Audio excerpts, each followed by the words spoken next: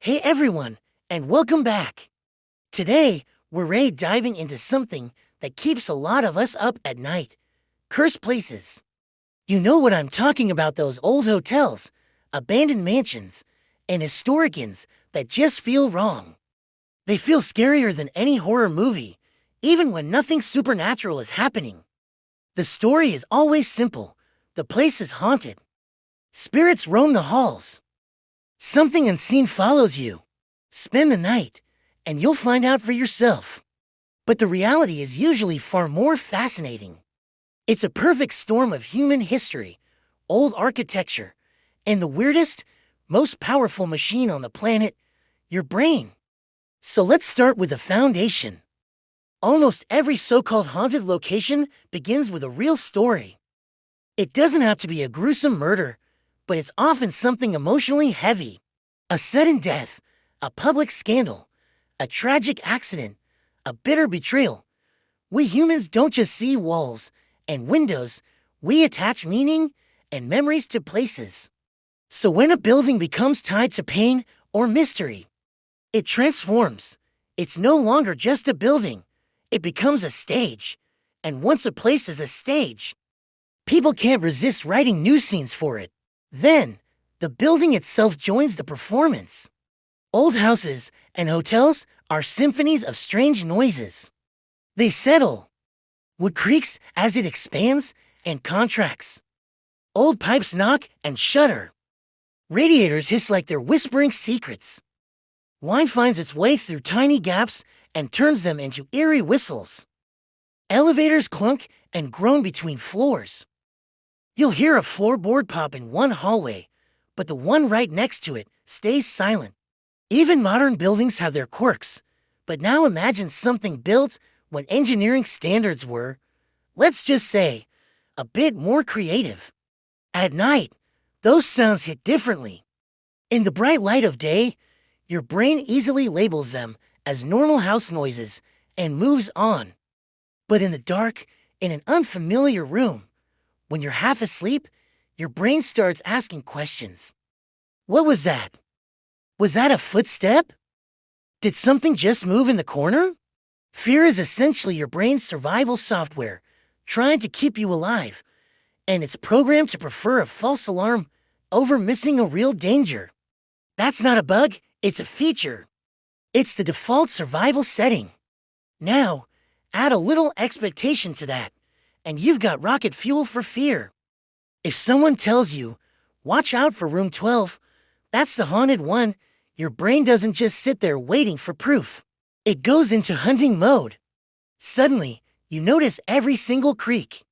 Every draft of cold air feels like a touch on your neck. Every shadow in your peripheral vision becomes a shape.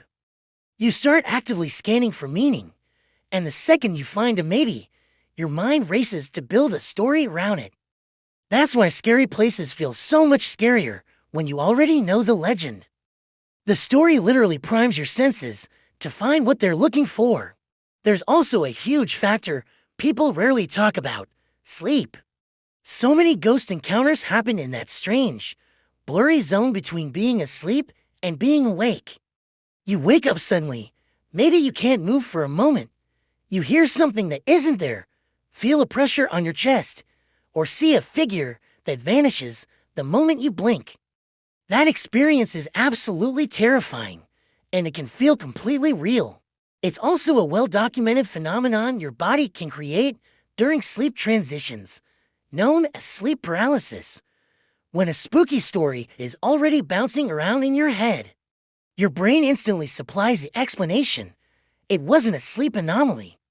It was the ghost, and sometimes it's not just in your head, it's the environment itself. Poor ventilation can make a room feel stuffy and oppressive. Certain types of low-frequency vibrations, called infrasound, are below our hearing range, but can make people feel anxious, uneasy, or even like they're being watched. Flickering lights, sudden temperature swings, all of these can trigger a physical sense of discomfort. That feeling pushes your brain toward the conclusion that something is wrong here.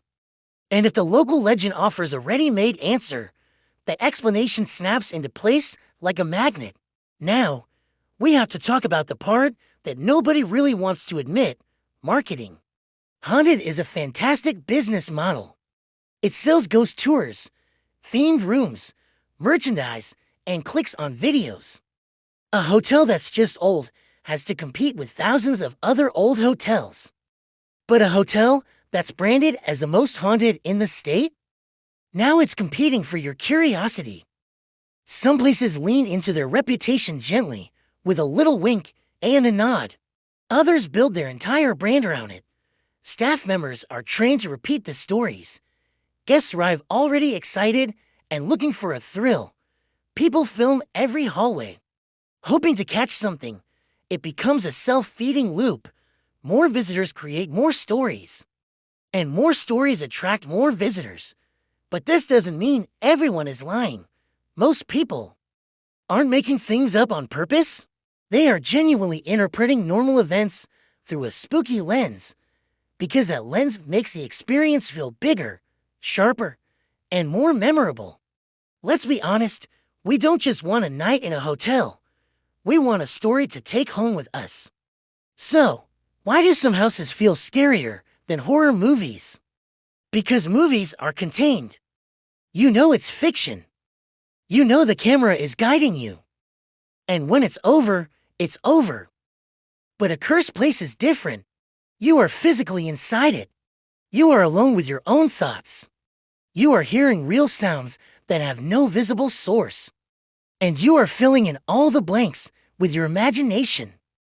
The building supplies the atmosphere, your brain supplies the plot, and the local legend supplies the meaning. And here is the twist that's been hiding in plain sight all along. The fear feels real, because it is real. Your body reacts to uncertainty and suggestion the exact same way. It reacts to a clear and present danger. The racing heart, the tense muscles, the shot of adrenaline. Your nervous system doesn't care whether the threat is a ghost or just a guess. It reacts to the possibility. So next time someone tells you that hotel is cursed, you don't have to immediately roll your eyes.